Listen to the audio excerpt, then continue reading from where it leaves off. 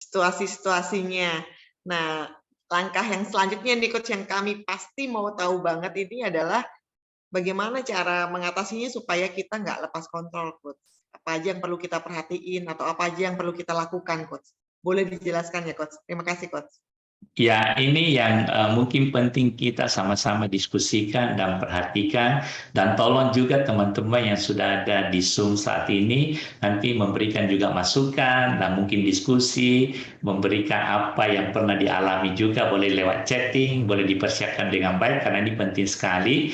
Karena ini supaya malam hari ini lewat Meaningful Life betul-betul kita mendapatkan faedahnya ya, untuk kita ikut Zoom supaya kita bisa mudah mengontrol, tidak lagi dengan mudahnya lepas kontrol, intinya begitu. Mungkin tidak langsung sempurna, tapi minimal kita udah tahu cara-caranya mengatasinya. Dengan berjalannya waktu, dengan apa yang kita alami, kita betul-betul bisa mengatasinya dengan baik. Nah, tentu yang tadi Sis Melda tanyakan bagaimana supaya kita ya bisa mengatasinya ya. Dan ini memang saya kasih satu tema khusus ya, lepas kontrol ini. Bagaimana caranya supaya kita tidak mudah lepas kontrol? Nah, pertama-tama ini saya kasih satu tips ya. Persiapan awal. Jadi ada dua langkah. Jadi pertama ini persiapan awal yang harus dilakukan ya. Jadi saya pakai kata harus ya. Karena saya juga udah teliti semua apa yang terjadi dan saya coba cari-cari dan saya juga coba praktekkan. Jadi persiapan awal ini secara sederhana aja yang harus dilakukan. Ya, nanti tolong juga diperhatikan dan nanti apa yang bisa kita betul-betul praktekkan dalam hidup kita. Jadi bukan sekedar tahu saja. Jadi yang pertama itu gini, ya apa yang harus kita persiapkan itu adalah, saya mau beritahu kepada kita tidaklah mudah tanpa menyadari akibatnya. Jadi memang tidak mudah ya kalau kita tidak menyadari akibatnya. Jadi pertama-tama kita betul-betul harus sadar bahwa ini akibatnya sangat memalukan dan kita menyesali dan kadang-kala sulit kita tarik kembali. Kayaknya udah meluncur keluar, sulit kita tarik kembali. Dan kadang-kala itu bisa menjadi label orang dan kita bisa dicap tertentu. Nah, ini kita harus sadar betul. Menyadarkan. Nah, ini yang akan memulai kewaspadaan kita. Ya seperti tadi firman Tuhan, jagalah hatimu dengan segala kewaspadaan karena dari situlah terpancar kehidupan. Jadi saya mau beritahu kepada kita tidaklah mudah, tetapi bisa, bukan tidak bisa. Nah, pertama kita harus sadar. Makanya saya dikatakan kalau tanpa menyadari akibatnya tidaklah mudah. Tapi kalau kita sadar, bertobat serta introspeksi diri. Jadi persiapan awal yang harus dilakukan, kita harus sadar, kemudian bertobat serta introspeksi diri. Ini penting sekali langkah awalnya. Yang kedua, sediakan waktu merenung. Kenapa bisa lepas kontrol? Ketika ada kejadian, walaupun itu kecil-kecil, walaupun itu tidak terlalu memalukan, walaupun tidak terlalu menyesali, tapi kita tahu tadi udah lepas kontrol. Itu sediakan waktu merenung. Kenapa? Cari tahu penyebabnya, karena kita berbeda-beda. Ya, jadi selalu ingatkan kenapa kita tadi lepas kontrol. Ya, perhatikan apa yang terjadi. Jadi cari waktu. Kenapa tadi saya kok bisa mengamuk gitu? Kenapa? Apa yang terjadi dalam diri saya? Merenung sejenak, minta Tuhan menolong kita. Kemudian yang kedua, amati dan analisa apa sebenarnya yang terjadi. Tentu di dalam hatimu, yaitu perasaan pikiran ya. Ini penting sekali. Jadi ketika kita udah merenung, kenapa tadi bisa lepas kontrol? Kenapa saya bisa mengeluarkan kata-kata gitu? Kenapa saya tidak menghormati pasangan saya? Kenapa saya bisa memaki dia? Kenapa saya bisa begitu keras ngomongnya sama dia? Amati dan analisa apa sebenarnya yang terjadi dalam hatimu. Kemudian nextnya apa? Renungkan firman Tuhan mengenai hal ini. Inilah yang bisa mengubah kita. Ya, saya pernah bicara beberapa teman yang mendalami psikolog ya. Dia bilang ini tidak mudah karena orang yang suka lepas emosi itu biasanya terjadi lagi. Nah, hanya firman Tuhan yang bisa mengubah ini. Karena kita tahu firman Tuhan itu hidup dan kuat, lebih tajam dari apa? Pedang bermata dua manapun. Dikatakan yang menusuk amat dalam sampai memisahkan apa? Jiwa dan roh, sendi-sendi dan susun. Ia sanggup, nah di sini kuncinya, membedakan pertimbangan dan pikiran hati kita. Jadi harus renungkan firman Tuhan. Nah, contohnya saya kasih begini ya. Ini firman Tuhan. Pengkhotbah pasal 7 ayat 9, sambil berdoa dengarkan ya. Janganlah lekas-lekas marah dalam hati karena amarah menetap dalam dada orang bodoh. Nah, ketika kita udah merenungkan tadi kenapa bisa lepas kontrol apa, kita masuk firman Tuhan ini. Kemudian kita ulangi, kalau bisa hafal ya. Oh iya, firman Tuhan mengatakan jangan lekas-lekas marah dalam hati. Dalam hati, perhatikan di hati ya. Memang Tuhan itu bilang jaga hatimu. Karena amarah apa? Menetap dalam dada orang bodoh. Wah, kalau gitu saya orang bodoh ini. Wah, saya nggak mau jadi orang bodoh. Tidak ada kan orang yang mau jadi orang bodoh, betul nggak? Pasti. Nah, ketika kita merenungkan ulang-ulang terus, ulangi terus, sampai itu menyerap masuk ke dalam hati pikiranmu. Jadi itu akan menegur Anda ketika Anda tersentak, hendak mau lepas kontrol. Itu, jangan, saya nggak mau jadi orang bodoh. Kemudian ada lagi satu firman Tuhan, ini boleh ditulis, dihafal ya. Amsal 14 ayat 17. Dikatakan apa? Siapa lekas naik darah berlaku apa? Bodoh. Dikatakan lagi bodoh. Tetapi orang yang bijaksana itu bersabar. Jadi saya ini orang bijak, saya harus sabar. Kalau bisa ini diulangi lagi. Jadi ketika kita sudah merenung tadi kejadiannya, apa yang terjadi, kita renungkan lagi firman Tuhan ini. Iya ya, kalau naik darah itu bodoh. Tapi orang yang bijaksana itu sabar. Nah, ini kan firman Tuhan yang memberitahukan kepada kita. Nah, ini kita ingatkan diri kita terus. Ada lagi satu, jadi saya kasih 3 ya. Amsal 16 ayat 32 dikatakan apa? Orang yang sabar melebihi seorang pahlawan. Wah, kalau saya sabar itu lebih dari seorang pahlawan. Kan luar biasa sekali. Orang yang menguasai dirinya, kalau saya bisa kuasai dirinya, tidak lepas kontrol, melebihi orang yang merebut kota. Ini kan sangat-sangat luar biasa. Nah, ini yang harus kita betul-betul taruh dalam hati pikiran kita. Jadi saya ulangi, ada 3 firman Tuhan, boleh dicatat. Pengkhotbah 7 ayat 9 dikatakan, jangan lekas-lekas marah dalam hati, karena amarah menetap dalam dada orang bodoh. Ya, jadi ini dihafal sungguh-sungguh. Ya, kemudian yang kedua, siapa lekas naik darah berlaku bodoh. Tetapi orang yang bijaksana, apa? Bersabar. Ini kita ingatkan diri kita, karena firman ini ketika kita ulangi, terus kita perkatakan, itu masuk dalam sel-sel tubuh kita, di dalam roh kita, dia bekerja tanpa kita sadari.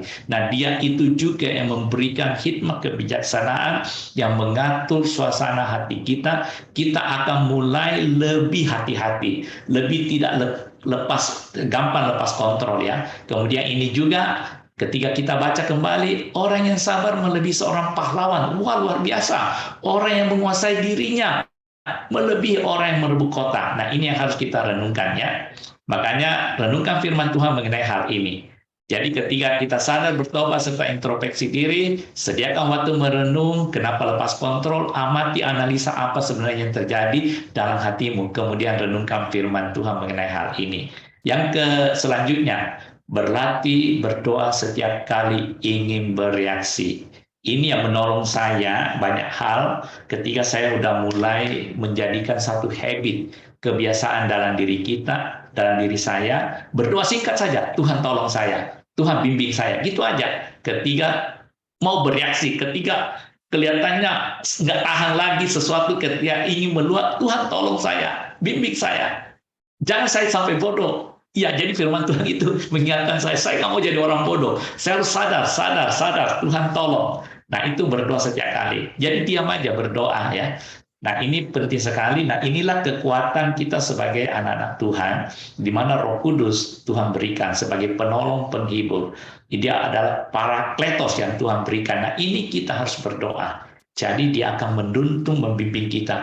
Kemudian ya ini yang terakhir, belajar peka dengan tuntunan Roh Kudus. Ketika kita merenungkan firman, kita berdoa setiap kali ingin bereaksi, itu artinya kita percaya Roh Tuhan ada di dalam diri kita. Dia akan memberikan kepekaan, dia akan menolong kita. Tiba-tiba kita bisa lebih tenang, lebih penguasaan diri, lebih baik lagi. Waktu itu mungkin kita mulai berpikir, iya, kenapa sih saya harus membalas? Kenapa sih saya harus bereaksi begini? Untuk apa saya menyerang balik? Ya, jadi harus peka. Nah, ini persiapan awal ya, yang harus kita lakukan. Boleh ditulis, ada 6 ya, yang saya biasa sharingkan juga kepada orang-orang yang mau melakukannya. Nah, ada lagi langkah selanjutnya yang lebih dalam lagi, yang saya juga dapatkan, yang saya juga lagi praktekkan saat ini adalah langkah praktis ketika menghadapinya. Jadi itu persiapan kalau ini ketika kita menghadapinya. Langkah praktisnya apa? Yang pertama, tingkatkan penguasaan diri. Karena kan tadi kita udah bisa merenungkan firman Tuhan, kita udah mulai, jadi tingkatkan lagi. Karena serangan itu akan terus. Karena iblis juga akan pakai orang-orang di sekitar kita untuk mencobai. Jadi kadang-kala kita udah bisa bertahan, tapi ternyata dia tidak berhenti. Kata-katanya makin keras, menghantam kita, bahasa tubuhnya, bahkan mungkin jari-jarinya menunjuk kita, mungkin dia gebrak meja. Ya, nah kita harus tingkatkan penguasaan diri. Kemudian disinilah, ingatkan terus Amsal itu, jagalah hatimu dengan kewaspadaan yang tinggi. Kita harus jaga hati kita dengan kewaspadaan yang tinggi. Nextnya apa? Belajar tidak terburu-buru bereaksi. Jadi ketika kita menghadapi itu, langsung tingkatkan penguasaan diri, kemudian langsung kita jaga hati kita dengan kewaspadaan yang tinggi. Karena tadi kita udah ada persiapan awal ya. Jadi kemudian belajar tidak terburu-buru bereaksi. Ini kita harus latih terus.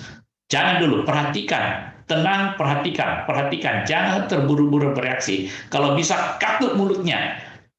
Asalkan itu kita punya pikiran, perasaan yang mulai bergejolak, kita shutdown, seperti jendela kita tutup dulu, seperti pintu kita tutup dulu ya. Kemudian berlatih tenang dalam setiap situasi. Jadi ini memang kaitannya sangat erat satu sama lain. Belajar tidak terburu-buru bereaksi, berlatih tenang dalam setiap situasi. Kemudian yang kita lihat apa firman Tuhan, Amsal 20 ayat 3 mengatakan begini, terhormatlah seseorang. Kenapa? Jika ia menjauhi perbantahan. Tetapi setiap orang bodoh membiarkan amarahnya meledak. Nah ini kita juga harus ingat firman Tuhan ini. Kalau bisa juga dihafal, dicatat ya. Terhormatlah seseorang. Firman Tuhan mengatakan, artinya Tuhan berkata kepada kita, terhormatlah kamu, terhormatlah seseorang. Jika ia menjauhi perbantahan, artinya janganlah cecok, janganlah berbantah-bantahan, janganlah melawan apa yang dia ucapkan. Percuma, lebih baik diam, lebih baik diam. Jika ia menjauhi perbantahan, tetapi setiap orang bodoh membiarkan amarahnya meledak. Ya, kita kan bukan orang bodoh, ngapain kita biarkan amarah kita meledak, ya. Jadi berlatih tenang dalam setiap situasi. Amati suasana dan arah pembicaraan. Lebih baik kita menjadi pengamat. Nah ini kita harus menempatkan diri kita sebagai pengamat. Amati suasana dan arah pembicaraan. Itu akan kita lebih tenang. Jadi sekarang, kenapa dia bisa ngamuk ya? Kenapa dia bisa tunjuk-tunjuk saya? Kenapa dia bisa maki-maki saya? Kenapa dia bisa menyerang saya? Demikian amati.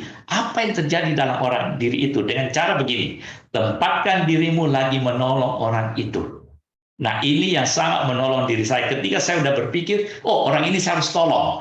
Dia emosional sekali, walaupun dia lagi menyerang saya. Jadi saya tempatkan diri saya amati dia sebagai seorang konselor, saya lagi mau konseling dia. Nah itu sangat menolong kita lebih tenang lagi. Seakan kita sekarang Tuhan memberikan kekuatan ekstra, Tuhan mengurapi kita, Tuhan memberikan hikmat, Tuhan memberikan pengetahuan, Tuhan memberikan anugerahnya. Bagaimana kita melihat, wow orang ini lagi ngamuk, yang mau menyerang saya, mau menggoda saya, tapi saya amati suasana, apa ya kata-katanya keluar, saya dengarkan, amati, dan saya menempatkan diri saya lagi mau menolong orang itu.